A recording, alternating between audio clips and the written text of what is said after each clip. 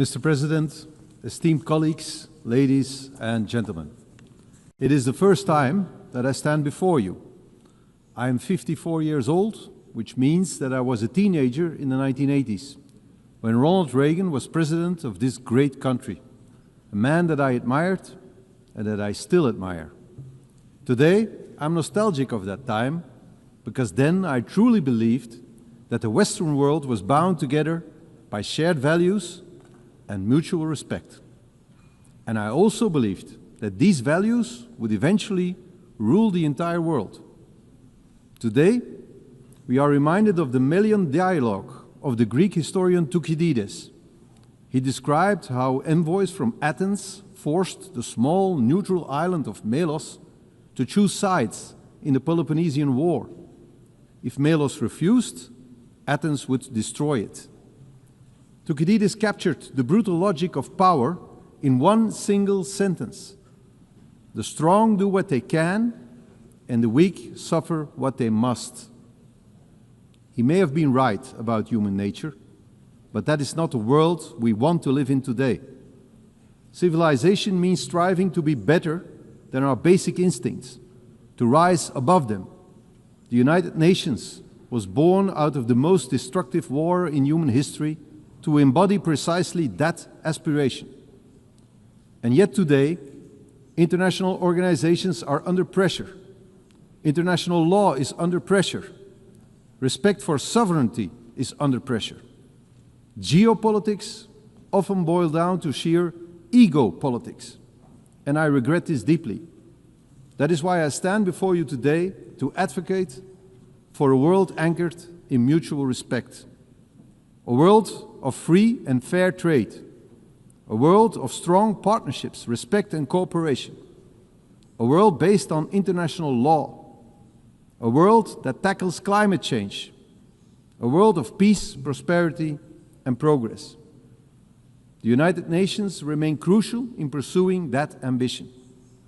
The United Nations are far from perfect, and this is why we support the UN 80 reform agenda, because the challenges we face are immense. And I would like to highlight two domains in which we urgently need to move forward: our security and our prosperity. First, security. All who cherish freedom must work to build resilient and vigilant societies. We face new forms of imperialism, new military threats, and violent conflicts that destabilize entire regions. This is not the path we choose, but neither can we afford to be naive. Those who wish for peace must be prepared to defend it. That is why we stand firmly with Ukraine. We must erect a barrier against those who look at us the way the Athenians looked at Melos. Belgium is therefore assuming its full responsibility, investing more in defense. Together with our European partners, we are striving for greater integration of our armed forces and defense industry. At the same time, we must strengthen ties with all countries committed to peace and stability. We must also confront the rise of international organized crime. Criminals know no borders. Criminal networks exploit the gaps between police forces and legal systems. They fuel terrorism, human trafficking, and the illegal arms trade. But there is hope. Across Europe and in Latin America, I have witnessed a new willingness to deepen cooperation. And I am convinced that many African and Asian countries struggle with the same problems. Together we can make our societies open for business, but closed for crime. Because the security of our citizens must always remain our first responsibility. That is the first great challenge we must tackle. Another major challenge we face is to ensure as much prosperity as possible for as many people as possible. The world today is once again gripped by protectionism, and yet the evidence of history is clear. For over 2 centuries, free and fair trade has been the only true engine of progress. It has decimated extreme poverty. It has dramatically increased life expectancy.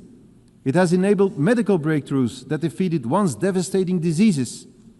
Free and fair trade is the way forward. We must nurture it and we must defend it. We must tear down trade barriers. We must allow our economies to grow across borders. We must stimulate productivity, strengthen labor markets, and invest in innovation. In short, we must create prosperity that is globally shared. And let us remember, prosperity engenders peace. Prosperity builds trust. Belgium stands ready to be your partner in this endeavor. Belgium is and will always remain open for business. Mr. President, distinguished delegates, let us not succumb to the harsh logic of Thucydides. Let us prove that the destiny of humankind is not to dominate or to suffer, but to cooperate and to prosper. This is and should always remain the mission of the United Nations. I thank you. On behalf of the Assembly, I wish to thank the Prime Minister of the Kingdom of Belgium.